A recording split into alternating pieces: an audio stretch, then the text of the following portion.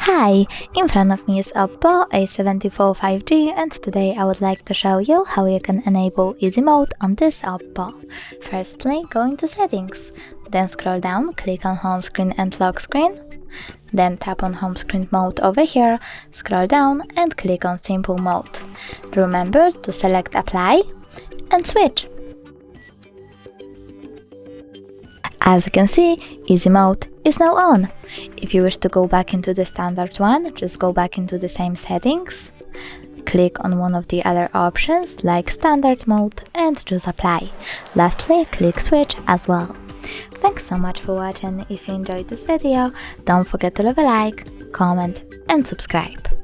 Bye!